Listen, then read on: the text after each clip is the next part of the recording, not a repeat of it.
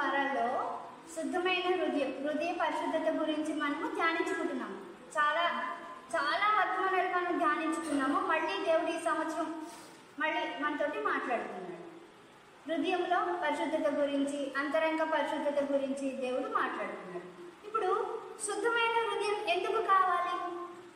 దేవుని బిడ్డలకి దేవుడు ఒకసారి దేవుని దగ్గరికి వచ్చి మనము దేవుని దగ్గర మన పాపాలు ఒప్పేసుకుని మారు మనసు పొందితే మన హృదయము శుద్ధమైపోవట్లేదా, పరిశుద్ధమైపోవట్లేదా? చాలా మంది బోధించేది ఏంటి? దేవుని దగ్గరికి రండి, మీ పాపాలు ఒప్పుకోండి, మీరు ఆయన రక్తంలో మీ పాపాలు కడుక్కుంటే మీరు పరిశుద్ధపరచబడిపోతారు కదా. ఇప్పుడు నిజంగా మనం పరిశుద్ధపరచబడుతున్నామా లేదా ఎలా తెలుస్తుంది? ఎలా తెలుస్తుంది అంటే ఈ కొండ మీద ప్రసంగంలో దేవుడు ఒక మాట చెప్పాడు. ఇది మనం గడిచిన సార్లు కూడా ధ్యానించుకున్నాం. మత్తయి సువార్త 5వ అధ్యాయం చూడండి. మత్తయి సువార్త 5వ అధ్యాయము 8వ వచనంలో, హృదయ శుద్ధి గలవారు ధన్యులు, వారు దేవుణ్ణి చూచెదరు. ఇప్పుడు ఎంతమంది అయితే దేవుని దగ్గరికి వచ్చి తమ పాపాలు ఒప్పుకొని ఆయన రక్తంలో తమ పాపాలు కడుక్కున్నారో, వాళ్ళ పాపములు కడగబడ్డాయో, వాళ్ళందరూ పూర్తిగా పరిశుద్ధపరచబడిపోతే ఇప్పుడు మనందరము దేవుణ్ణి చూసే అనుభవంలో ఉండాలి కదా. మరి ఉండాలి వద్దా? దేవుణ్ణి కన్నులారా చూసే అనుభవంలో ఉండాలి కదా. ఒకవేళ మన ఎవరైనా దేవుడు ఎలా ఉంటాడని అడిగితే మనం చెప్పగలమా? ఇప్పుడు బయట వాళ్ళు ఎవరైనా వచ్చి అడిగారు అనుకో, అమ్మ దేవుడు ఎలా ఉంటాడు అంటే చెప్పగలమా మనం? కాబట్టి ఒకటి ఏంటంటే మనం తెలుసుకోవాల్సింది ఒకటి ఏంటంటే ఫస్ట్ దేవుడి యొక్క ఉద్దేశము, మన పక్షంగా దేవుని ఉద్దేశము, దేవుడు మన నుండి ఏం కోరుకుంటున్నాడంటే, దేవుడు ప్రభువు ఎలాగైతే మనల్ని చూడగలిగి మనతోటి ప్రభువు ఎలాగైతే సహవాసంలో ఉండి ముఖాముఖిగా మాట్లాడుతున్నాడో ఆయన మన నుండి ఆశిస్తున్నది ఏంటి? మనము కూడా ఆయన్ని అలాగ చూడగలిగే అనుభవంలోకి మనము రావాలి. ఒకవేళ దేవునికి ఆ కోరిక లేదనుకో, ఇప్పుడు ఫోన్లో మాట్లాడుకుంటాం, మనం ఫోన్లో మాట్లాడుకున్నప్పుడు ఒకరినొకరు చూస్తామా ఏంటి? చూడం. ఇప్పుడైతే వీడియో కాల్స్ వచ్చాయి, అప్పుడు అవి లేవు కదా. ఇప్పుడు వీడియో కాల్ ఎందుకు కనిపెట్టారు? ఎందుకు కనిపెట్టారంటే ఎప్పుడైతే ఇద్దరు మనుషులు మాట్లాడుకుంటున్నారో ఎక్కడో దూరంగా ఒకళ్ళకొకళ్ళు దూరంగా ఉండి కొన్నిసార్లు వాడి మీద బెంగ పెట్టేసుకుంటారు. ఒకసారి ముఖం చూస్తే బాగుండు అనిపిస్తుంది. తల్లి పిల్లలు అవనండి, తండ్రి పిల్లలు అవనండి, భార్య భర్తలు అవనండి, ఎవరు అవనియండి, లేకపోతే స్నేహితులు అవనియండి. ఒకసారి ఏమనిపిస్తుంది? అయ్యో ఒకసారి ఇన్నిసార్లు వాళ్ళతో మాట్లాడుతున్నాం, ఒక్కసారి వాళ్ళ ముఖం చూస్తే బాగుండు. ఎవరికో ఇలాంటి ఆలోచన వచ్చి ఉంటుంది. అందుకే ఏం చేశాడు? వీడియో కాల్ చేయడం కనిపెట్టాడు. కాబట్టి ఇప్పుడు మనం మామూలుగా మాట్లాడుకోవచ్చు కదా. వీడియో కాల్స్ చేసుకుని మాట్లాడుకోవాల్సిన అవసరం ఏముంది అంటే, ఆ వ్యక్తిని నేను ముఖాముఖిగా దగ్గరగా నేను తాకలేకపోయినా కూడా, ఆ వ్యక్తితో పట్టుకుని నేను మాట్లాడకపోయినా కూడా ఆ వీడియోలో నాకు ఆ వ్యక్తి మొహం కనిపిస్తూ ఉండి నాకు పక్కనే ఉండి నాతో మాట్లాడుతున్నట్టుగా నాకు అనిపిస్తుంది. మనం ఆ అనుభవం పొందడానికి అందుకేం చేస్తున్నాం? ఇప్పుడు వీడియో కాల్స్ చేసుకుంటున్నాం. అలాగా ఒకవేళ ప్రభువుకి మనతోటి మనము ఆయన్ని చూస్తూ, ఆయన మనల్ని చూడటమే కాదు మనము కూడా ఆయన్ని చూస్తూ మాట్లాడాలి అనే కోరిక ప్రభువుకి లేకపోతే, మత్తయి సువార్త 5వ అధ్యాయం కొండ మీద ప్రసంగం స్టార్టింగ్లోనే దేవుడు ఈ మాట ఎందుకంటే చెప్తాడు? హృదయ శుద్ధి గలవారు ధన్యులు, వారు దేవుణ్ణి చూచెదరు. ఎందుకు ఏర్పరచుకున్నాడు దేవుడు మనల్ని? ఏదో దేవుణ్ణి నమ్ముకున్నాము, వర్తమానంలో చాలాసార్లు చెప్తూ ఉంటారు, ఏదో దేవుణ్ణి నమ్ముకున్నాము, ఎక్కడ చేస్తే అక్కడికి వెళ్ళాము, అంతేనా? గడిచిన మంగళవారం కూడా దేవుడు మాట్లాడాడు 1 యోహాను పత్రికలో, మనకి తండ్రితోటి సహవాసము కలిగి ఉండడానికి, మన సంతోషం పరిపూర్ణం అవ్వడానికి. ఎప్పుడు మన సంతోషం పరిపూర్ణం అవుతుంది? ఎప్పుడవుతుంది? ఆయన సన్నిధిలో సంపూర్ణ సంతోషము కలదు. చాలాసార్లు మనకి ఒక ఆలోచన ఏంటంటే, దేవుడు ఆత్మ కనుక ఆయన సన్నిధి అంటే ఏదో ఒక గాలిలాగా ఇలా అనిపిస్తుంది, ఏదో ఒక నీడలాగా అనిపిస్తుంది. ఇది మన మైండ్లో పెట్టేసుకున్నాము. అది మనకేమనిపిస్తుంది? మా ప్రార్థన చేసినప్పుడల్లా ఏదో దేవుడు నాతో ఉన్నాడు అనుకుని మనము చేసేసుకుంటున్నాము ప్రార్థన. అందుకే చూడండి, 190 ప్రార్థనలు మనం చేసేవి జవాబులు రావు. మన ప్రార్థన కూడా ఎలా ఉంటుంది? ముఖాముఖిగా. ఇప్పుడు నువ్వు నేను ఎదుర్కొంటూ కూర్చున్నాము, నీతో నేను ఎలా మాట్లాడతాను?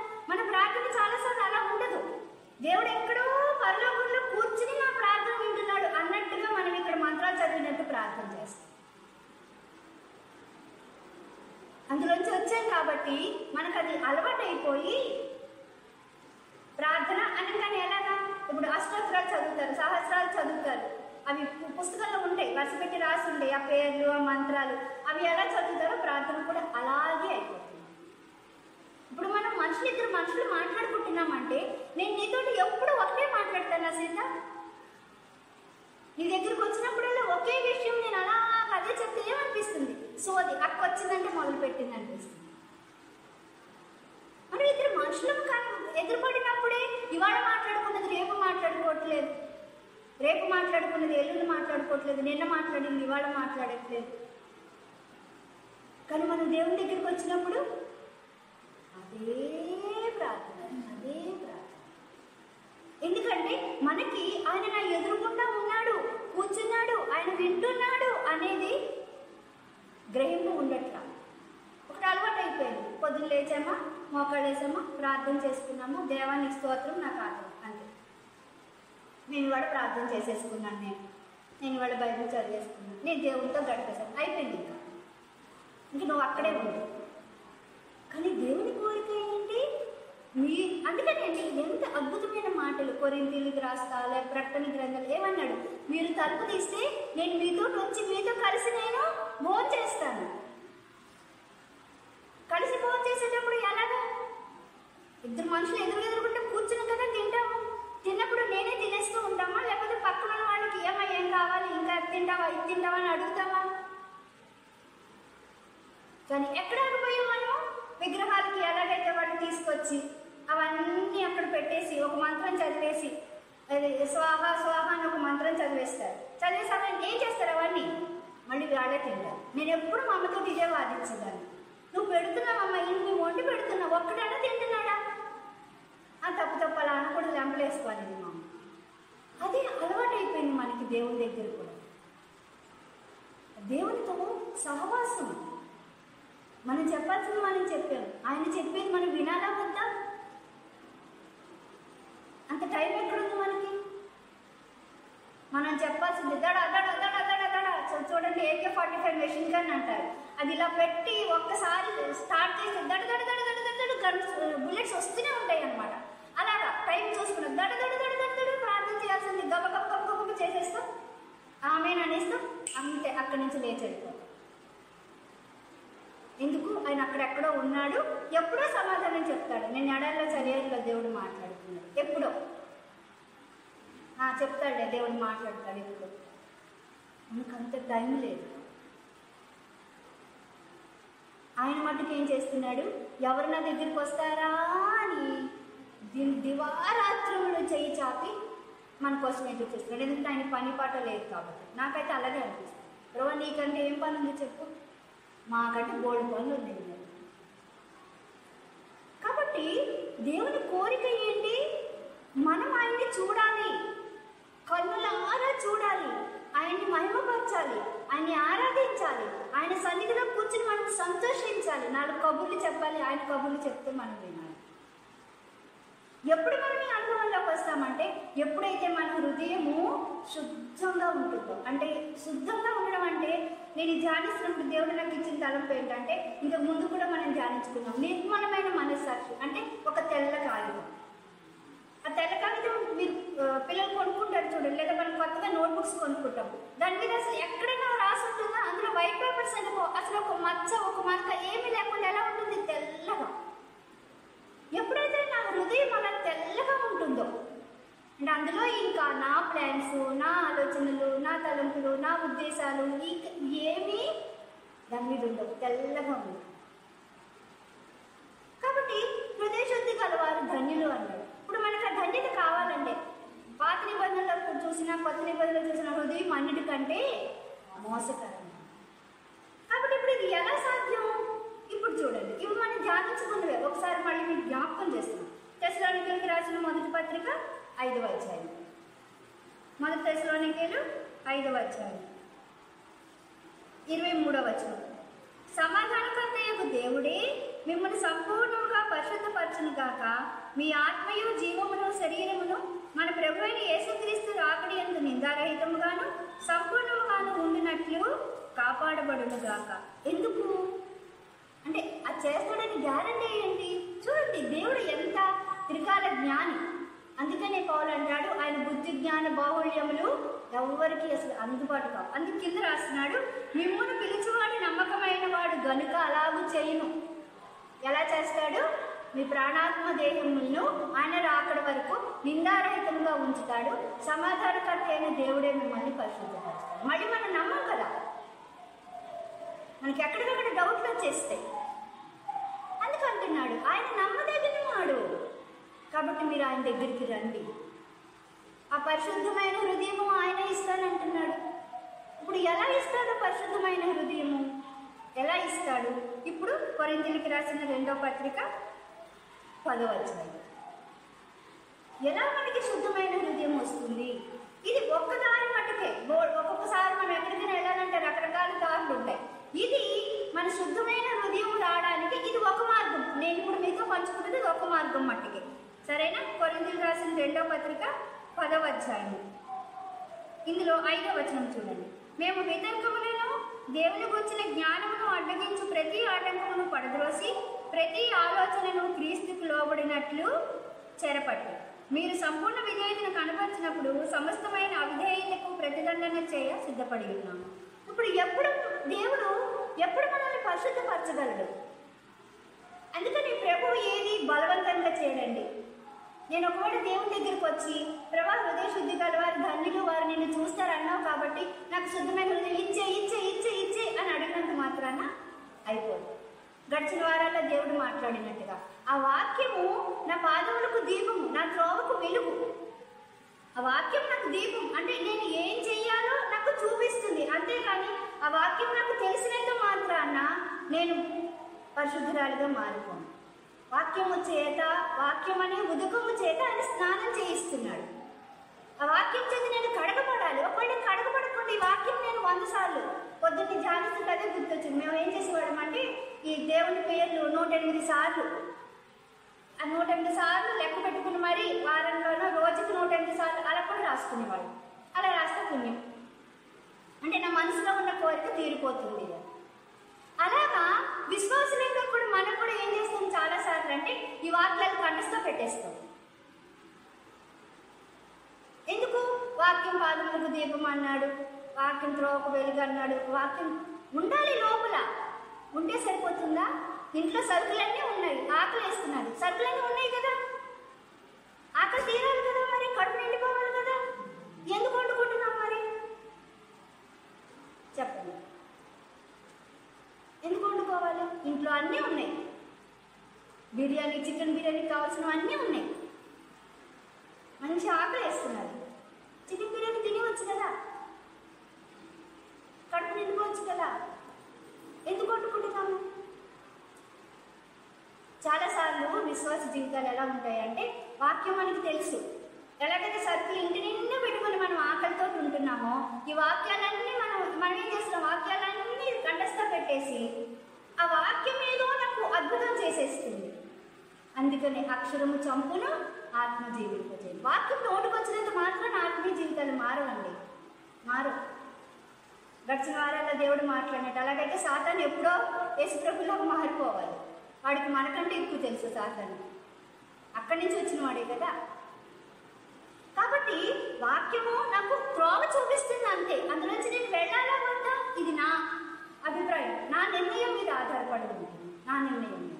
కాబట్టి ఎప్పుడు మనం పరిశుద్ధపరచబడగలము, ఎప్పుడు దేవుడు మనల్ని పరిశుద్ధపరుస్తాడు అంటే ఎప్పుడేదైనా ఆలోచనలు నేను క్రీస్తుకి చెరపట్ట నిర్మిస్తాను. ఏదైనా చిన్న ఆలోచన వచ్చిందా వెంటనే తీసేసుకోవాలి. లేకపోతే ఏమవుతుంది అంటే ఒకవేళ నాకు ఆలోచన వచ్చింది, నేను మామూలుగా ప్రభు దగ్గరికి వచ్చి ప్రభు నన్ను క్షమించు, ఏదో ఇలా ఆలోచించాను నన్ను క్షమించు, లేదా ఇది పెద్ద ఆలోచనే కదా, ఆలోచన పాపం కాదు, ఆలోచన నిజంగా ఆలోచన వస్తే పాపం కాదు, కానీ అది మనం ఆచరణలో పెడితే పాపం.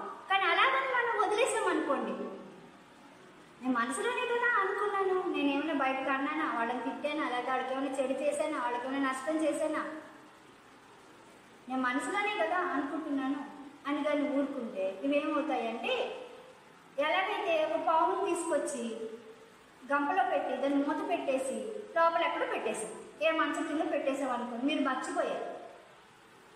పాము తీసుకొచ్చి ఒక గంపలో పెట్టి మూత పెట్టేసి ఏ మంచం కింద బీరా కింద ఎక్కడో మూలకు పెట్టేశారు, మీరు మర్చిపోయారు. కొన్ని రోజులు అయిపోయింది, ఎందుకో జ్ఞాపకం వచ్చి ఇల్లు తుడుస్తూ ఉండే ఏదో చేస్తూ ఉండి ఆ మూలకు గంప, ఇక్కడేంటి గంప ఉంది అని దాన్ని మూత తీయగానే ఇప్పుడు ఏమవుతుంది చెప్పండి? మూత తీయగానే లోపల నుంచి పాము దృశ్యమని పైకి వస్తుంది. పాము అక్కడే ఉంది, మీ ఇంట్లోనే ఉంది, కాకపోతే గంపలో మూత పెట్టేసింది.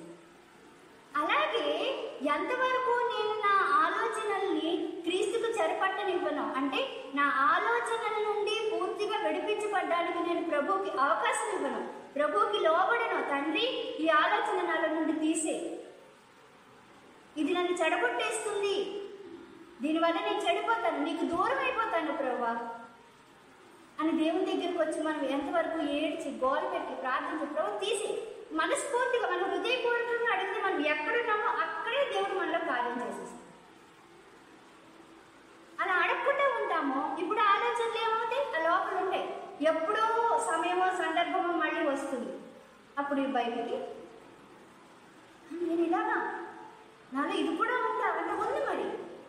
అందుకని కీర్తన 139లో కీర్తనకారుడు ఏమన్నాడు, నీకు ఆయాసకరమైనది నా హృదయంలో ఉందేమో ప్రభు, పరిశోధించు తీసే, నువ్వు పరిశోధించడం అంటే ఏంటి? ఒక భూతద్దం పెట్టి మొత్తం వెతకడం అంటే చిన్నది, ఎంత చిన్నది ఉన్నా కూడా భూతద్దం పెట్టి మనం చూస్తే మనకు పెద్ద దానిలా.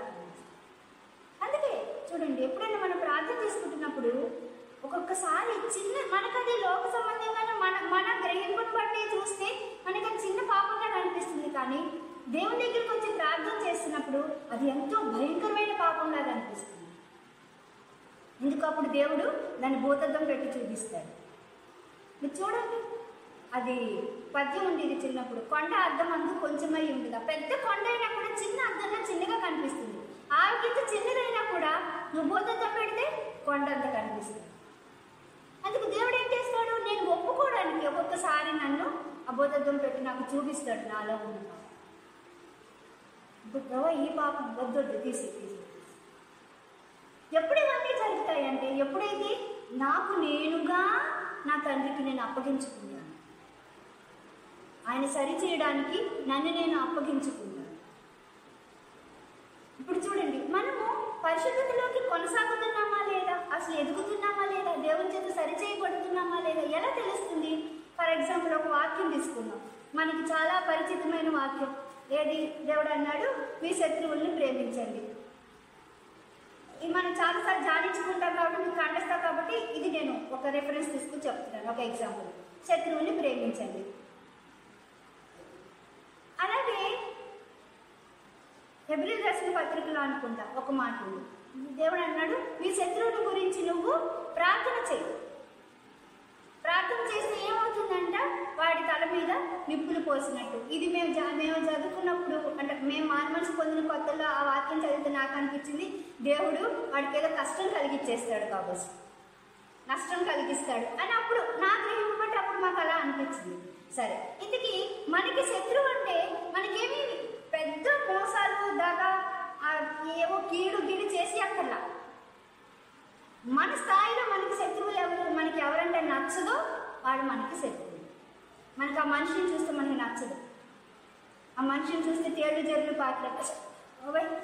ఎంతమందిని చూసానో అలాగా ఒక మనిషిని చూసి ఇంకో మనిషి అలా అనుకోవడం. నాకు ఒకసారి అప్పుడు అనిపిస్తుంది, ప్రభు నువ్వు కానీ మమ్మల్ని చూసారా అంటే,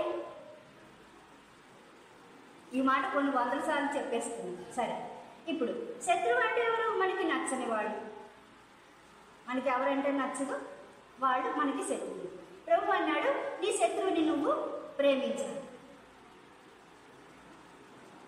కీర్తన గ్రంథంలోనే సామెతల్లోనూ నాకు రిఫరెన్స్ గుర్తులేదు, ఒక చోట రాసింది ఏమంటే, నీ శత్రువు పడినప్పుడు నువ్వు సంతోషించు.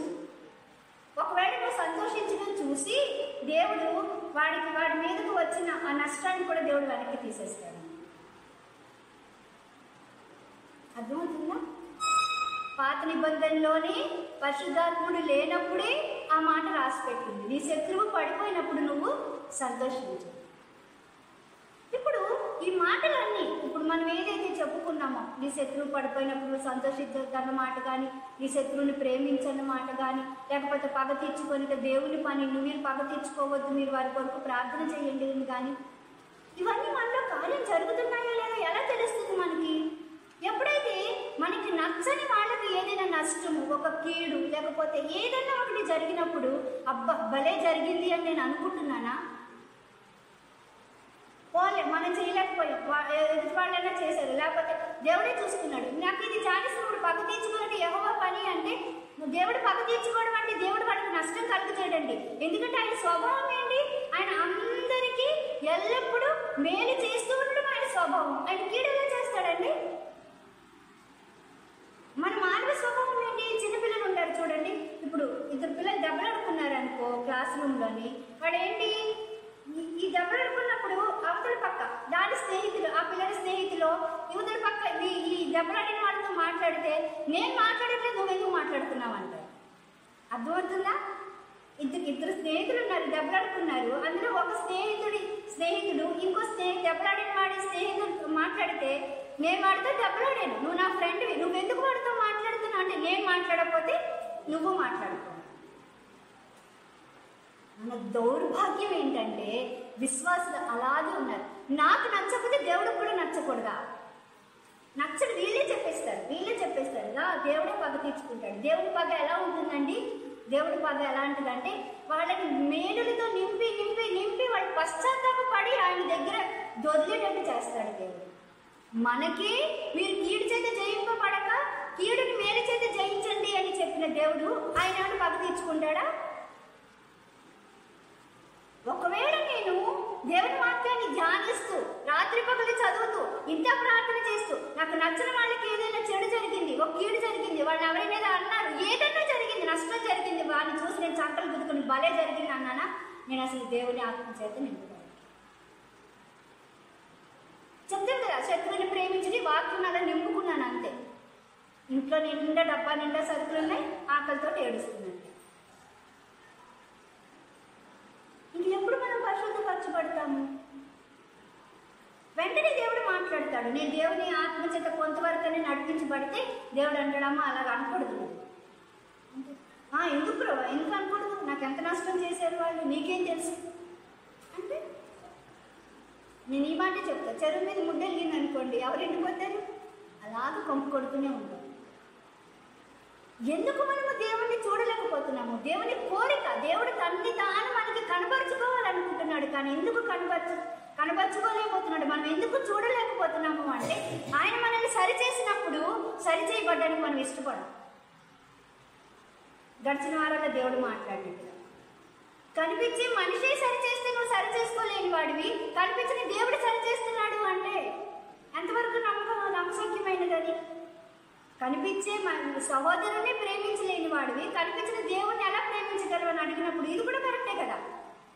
కనిపించే సహోదరుడే సరి చేస్తున్నప్పుడు సరి చేసుకోకపోతే కనిపించిన దేవుడు మనం సరి చేసుకుని సరి చేసుకోకపోయినా ఆయన ప్రేమమయుడు కాదు, కనికరం కలిగిన వాడు.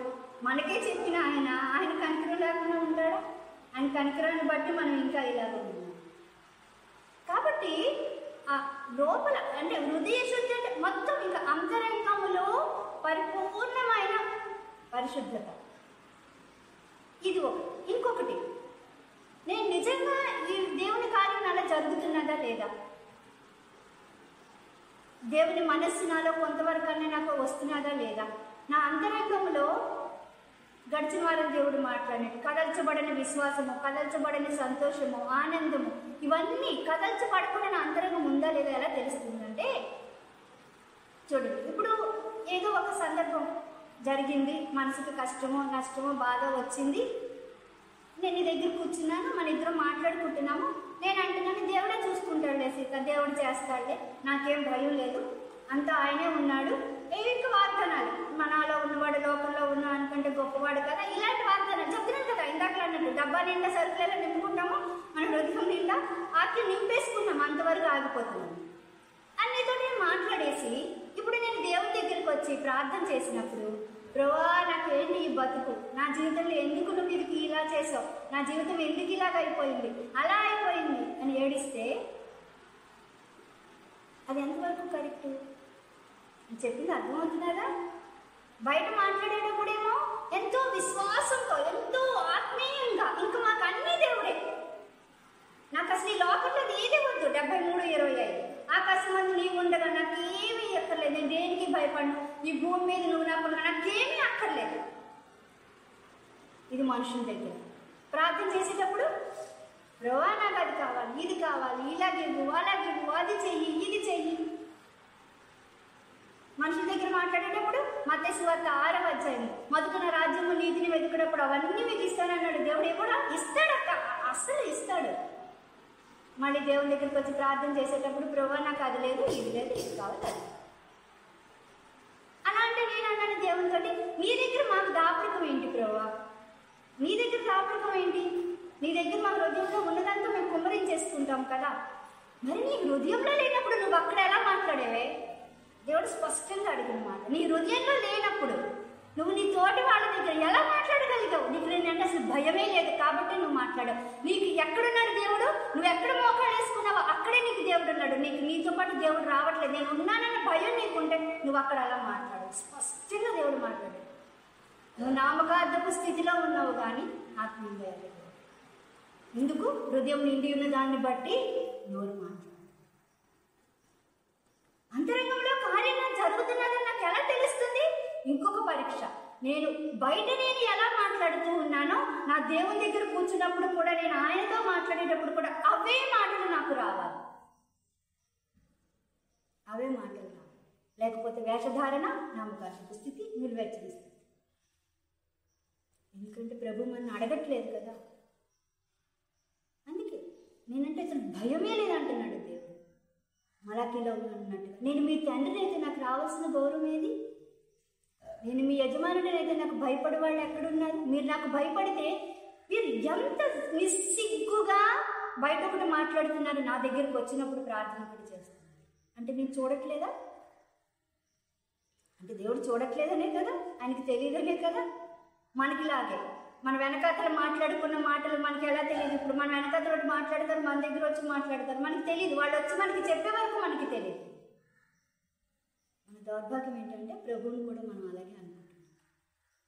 ఆయనేమో శుద్ధమైన హృదయం ఇచ్చి, ఆయన మనతో కూడా కూర్చొని, మనతో కలిసి భోంచేసి, మనతో కలిసి మాట్లాడి ముచ్చటించాలని ఆయన అనుకుంటున్నాడు. అబ్రహాముతో అన్నట్టుగా, అబ్రహాముతో ముచ్చటించింది దేవుడు. నీతో నాతో మాట్లాడ్డా? ఏమంటే మనకంటే గొప్పవాడా అబ్రహాము? కానీ సరిచేయబడ్డానికి మనం ఇష్టపడకపోవడం వల్ల ఆ అంతరంగంలో దేవుడు అన్నాడు, ఒకవేళ నీ అంతరంగంలో అది లేదనుకో, నీ అంతరంగం నిండా విశ్వాసంతో నిండి ఉందనుకో, నువ్వు నా దగ్గరకు వచ్చి ఏం అడుగుతావు? నిన్ను ఎడర్లో తెలియాలి. ఎంత అద్భుతమో! మామూలు విశ్వాసం ఏమంటుందిట? దేవుడు వాగ్దానం ఇచ్చాడు, తప్పకుండా చేస్తాడు. ఎప్పుడో. జీవం కలిగిన విశ్వాసం ఏమంటుందిట? దేవుడు వాగ్దానం ఇచ్చాడు, అది జరిగిపోయింది. కానీ మనం ఎలా ఉంటాము? మనుషులతో మాట్లాడేటప్పుడు, తోటి వాళ్ళతో మాట్లాడేటప్పుడు ఎంతో జీవం కలిగిన విశ్వాసం ఉన్నట్టుగా, వాగ్దానం ఇచ్చాడంటే ఆయన తప్పకుండా చేస్తాడు, చేసేసి ఉంటాడు. దేవుని దగ్గరికి వచ్చి, నువ్వు వాగ్దానం ఇచ్చావు, చెయ్యి చెయ్యి చెయ్యి అంటే నువ్వు చెయ్యమనే కదా. అంటే అక్కడ నేను చెప్పిన మాట ఏంటి మరి? ఇప్పుడు చేసేస్తాడు అన్నప్పుడు నేను ఆయన దగ్గరికి వచ్చినప్పుడు ఏం చెప్పాలి? తండ్రి నీకు నిండా వందనాలు, ఎంతో కృతజ్ఞతలు ప్రభా, నువ్వు ఆ వాగ్దానం నెరవేర్చేసావు అన్నానా? దేవుడు అంటున్నాడు, నీ అంతరంగం నిర్మలంగా లేదు, నిర్మలమైన మనస్సాక్షి లేదు, దాని నిండా కుళ్ళు కపటం. వాళ్ళతో అన్నాడు చూడండి, పరిసయ్యులతోటి, బయట గిన్ని తడతడతడతడు ఆడుతుంది కానీ నీ లోపలంతా దోపు. కాబట్టి నేను దేవుని చేత పరిశుద్ధపరచబడుతున్నాను. ఎలా తెలుస్తుంది? ఒకటి, ఆ వాక్యము నా జీవితంలో నా స్వభావంగా మారిపోవాలి. నా శరీరమే కాదు, నా స్వభావం అయిపోవాలి. శత్రువుని ప్రేమించుడి అన్నాడు, మీ తోటి సహోదరుని ప్రేమించండి అన్నాడు. ఇలా ఇన్ని వాక్యాలు చూసుకుంటే, నిన్ను వల్ల నీ పొరుగు వారిని ప్రేమించండి అన్నాడు. ఇది నా స్వభావం అయిపోవాలి. ప్రభు స్వభావం ఎలాగైతే మేలు చేయడం అయిపోయింది, అది నా స్వభావం అయిపోవాలి. అంటే ఒకవేళ ప్రేమించే వాళ్ళని ఎవరైనా ఏదైనా అంటే మనం సంతోషిస్తామా? ఎంత బాధపడిపోతామండి వాళ్ళ దగ్గరికి వెళ్ళిపోయి వాళ్ళని ఆదరించేసి వాళ్ళని ఓదార్చేసి. కానీ మనకి నచ్చిన వాళ్ళకి ఏదైనా అయితే అంటే నాకు ఈ వాక్యం ఇంకా నా స్వభావంగా నాకు మారిపోలేదు. బయటకు చెప్తున్నాను, నా అంతరంగంలో కార్యం జరగలేదు, నా అంతరంగంలో ఆ స్వభావం రాలేదు. ప్రభు ప్రతి చోట ఒకటే, తండ్రి చిత్తము నెరవేర్చడమే నాకు ఆహారం పానీయం అన్నాడు.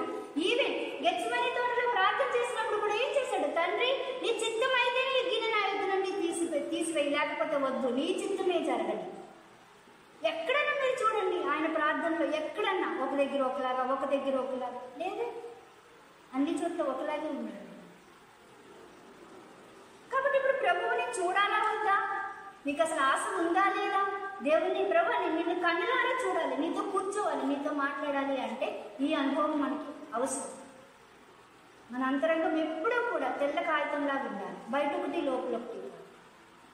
ఈవెన్ ప్రభు దగ్గర మనం ప్రార్థన చేసినప్పుడు కూడా నేను బయట ఏం మాట్లాడుతున్నానో, నేను ఏం ఆలోచిస్తున్నానో, నా ప్రార్థన కూడా అదే అయి ఉండాలి. ఆ రోజు దేవుణ్ణి మనం కన్నులారా చూడగలం. అద్భుతంగా నేను చెప్పింది. లేకపోతే ప్రార్థనా జీవితం ఒకటి, సంఘంలో జీవితం ఒకటి, వ్యక్తిగతంగా ఒకటి, కుటుంబంలో ఒకటి, ఇన్ని వేషాలు. దేవుని దగ్గరికి వెళ్ళి ఏం చెప్పుకుంటాం మనం? పౌలు అన్నాడు, నా హృదయం నా మీద ఏ దోషము చేయదు. ఎంత అద్భుతమైన మాట అండి. యోహాను రాస్తూ అన్నాడు, ప్రభు మీ దగ్గరికి మీరు వచ్చినప్పుడు మీ హృదయం మీ ఎడల దోషారోపణ చేయకుండా ఉండదు కాదు. మన హృదయము మీరు చూసుకోండి, పరీక్షించుకోండి. నేను ఎవరిని వేలెత్తి చూపించాను, మీరు పరీక్షించుకోండి. దేవుని కోరిక అశుద్ధమైన హృదయం కలిగి ఆయన్ని చూడాలి. ఇక్కడే కాదు, అక్కడ చూస్తామనే కాదు, ఇక్కడ కూడా చూడాలి, ఆయనతో కూర్చోవాలి, మన పక్కన కూర్చుని ప్రభు మాట్లాడాలి. నేను ప్రార్థన చేసినప్పుడు నా పక్కన ప్రభు ఉండాలి, ఆయన ఆమెను చెప్పాలి. ఎప్పుడు ఉండగలడు? ఎప్పుడైతే నేను బయట ఏం చెప్తానో, నేను ప్రార్థన ఒంటరిగా నా గదిలోకి వెళ్ళి ప్రార్థన చేస్తున్నప్పుడు కూడా అదే చెప్తాను. అసలైతే ప్రభు ఏమన్నాడు? మీరు మీరు మీ పరలోకమందున్న తండ్రి, రహస్యమందున్న మీ తండ్రి వినినట్లుగా మీరు గదిలోకి వెళ్ళి ప్రార్థన చేసుకోండి. మనకి ఆ భయం కూడా ఉండదు. ఉంటే నేను అలా చెయ్యను కదా. ఇది నేను అనుభవపూర్వకంగా చెప్తున్నాను. అనుభవపూర్వకంగా నా జీవితం ద్వారా దేవుడు నాతోటి మాట్లాడి నన్ను సరిచేసిన మాట్లాడింది. నాకైతే ప్రార్థన జీవితం నేను మార్చుకున్నాను. ఎందుకంటే ఎన్నో రోజుల్లో నాకు అదే అనిపించింది, ప్రభా 25 సంవత్సరాలు నువ్వు తెలియకుండా గడిపేశాను, ఇంకో 25 సంవత్సరాలు నా ప్రార్థన జీవితమే సరిగ్గా లేకుండా గడిపేశాను. 50 ఏళ్ళు అయిపోతుంది, ఇంకెన్నాడు బతుకుతానో తెలియదు. కాబట్టి వెంటనే మార్చుకుంటాను. నాకు వద్దు ఇవన్నీ. ఎన్ని విషయాలు దేవుడు ఇలా మాట్లాడాడు, అవన్నీ చెప్తే తెల్లారిపోదు. కాబట్టి మన అంతరంగ స్వభావము ముఖ్యం. హృదయాంతరంగం, హృదయం లోతు, అంతరంగం అంటే లోతుకి వెళ్ళిపోతుంది అన్నమాట. ఇంకా లోతు, సముద్రం అగాధాల్లో ఎలా ఉంటుందో లోతుకి లోతుకి లోతుకి హృదయం అలాంటిది. అందుకే హృదయంలో ఉన్న సంగతులు, మనుషు హృదయంలో ఉన్న సంగతులు ఆ మనిషికే తెలుస్తాయి. బైబిల్లోనే రాసింది కొరింథీయులకు. బయటోడికి తెలియదు, దేవుడికి తెలుసు.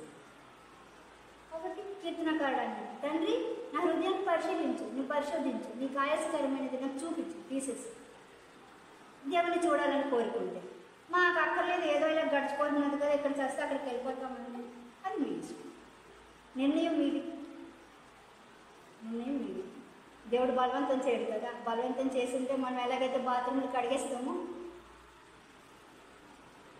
నిన్న ఒక అమ్మాయి చెప్తుంది కదండి, ఇలా నీళ్ళు కొడితే మురికిలా వచ్చేస్తుంది. ఆ నీళ్ళు కొడితే కొట్టించుకోవడానికి ఆ బాత్రూమ్ కంటే ప్రాణం లేదు కాబట్టి ఊరుకుంది. కాబట్టి మూలలు ఉన్నది నీళ్లు కొడితే మనం చీప్ వేసి కడిగితే ఆ గచ్చికి ప్రాణం ఉండదు. ఏంటని కడుగుతున్నా అంటుందా? అందు. కానీ మనము జీవం కలిగిన వాళ్ళని దేవుడు చూపిస్తున్నప్పుడు కూడా నేను అలా నీకు తెలుసా ప్రభాసం, నేను ఎందుకలా అన్నాను, నేను ఎందుకలా ఉన్నాను, నీకు అన్నీ తెలుసు కదా ప్రభా అంటే కడుగుతాడా? కడగడు. మన పాపములు మనం ఒప్పుకొనిన ఎడల ఆయన నమ్మదగిన వాడు నీతిమంతుడు కనుక సమస్త దుర్నీతి నుండి మనల్ని కడుగుతాడు. ఒప్పుకోవాలి. తన అతిక్రమం దాచిపెట్టేవాడు వర్ధిల్లడు, కానీ ఒప్పుకొని విడిచిపెట్టేవాడు కనిపించడు. కాబట్టి ఒప్పుకోవాలి. సరిచేయబడ్డానికి ఒప్పుకోవాలి. సమాధానకర్త అయిన దేవుడు పరిశుద్ధపరచడానికి ఒప్పుకోవాలి. అప్పుడే ఆయన రాకడ వరకు మనం నిందారహితంగా మన ప్రాణాత్మ దేహాలు ఉంటాయి. లేకపోతే ఏమవుతుందో మీకు తెలుసు, మనం నేను చెప్పాలి. అర్థమైందా?